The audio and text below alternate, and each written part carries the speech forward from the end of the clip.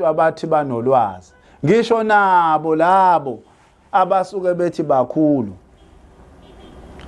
bakuthwala abanye babo ubukhulu bese umthethe uyeka ukugcina ngoba ethi mkhulu kodwa engamkhulu kunomthetho.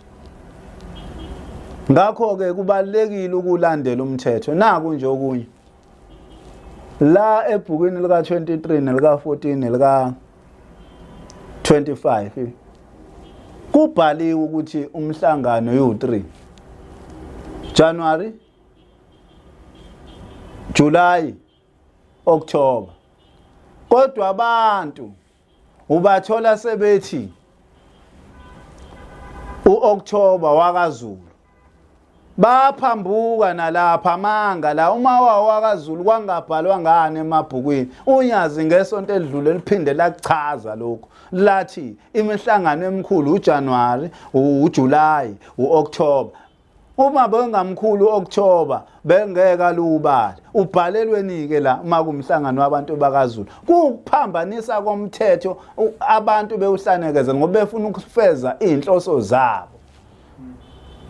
Kusho ukuthi ngathini wena abantu badakwe isono, abantu badakwe imkhuba, bajahe nokuswenka esontweni kodwa baswenkela umzimba idlo zaluswenkile idalwa akaziswenkile. Usungaziswenkisile idalwa zakho uma ungakazi uyithenga imbuzi yokubacela intethelelo. Usungaluswenkisile idlozi lakho uma ngakaze ulikhiphe esigodini sosizi uthenga ithikithi. Awukwenzile konke lokho kodwa unomnazaretha ka 1.5 unomnazaretha ka 3000 unomnazaretha obiza kunathi sonke esontweni. Mina nginawo ke lo mnazaretha ungenabehleli ubanyise yonke le nto anginayo. Hayi ngoba ngingenayo imali yokuyithenga njoba ngine office nje kushuthi ngingakwazi ukuyi-afford lona kodwa zikhona izinto ezifika emoyeni womuntu. Mina sebebaningi kakhulu abantu engingabazi ngisho ukubazi ibongo.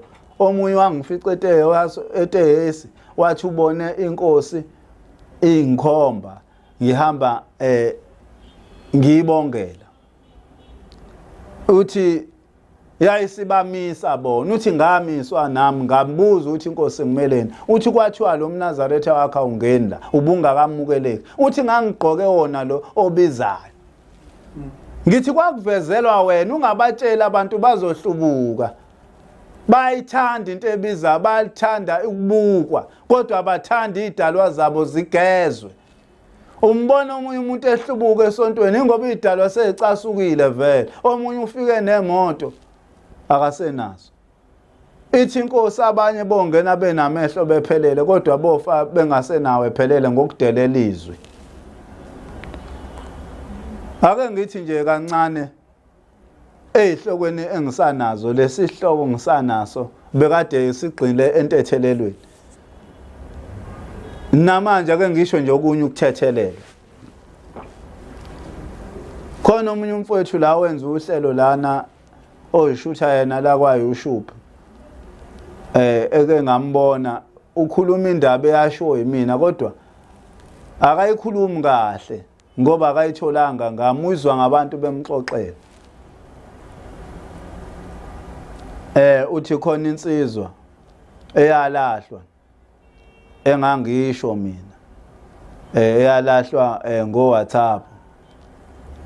Akayibeki kahle yena ngendlela ebekwa yimina. Manje abantu ke ngisho ukuthi kuyenzeka indaba isuke iyona mayisifike kubantu aba100 ifika senenongo. Ngithi mina insizwa eyathi yathandwa uShembe. uShembe wayithanda ngokuthi izithi zibika ibitshelwa ngokuthi bathina bakubo bathi umfoka Dlamini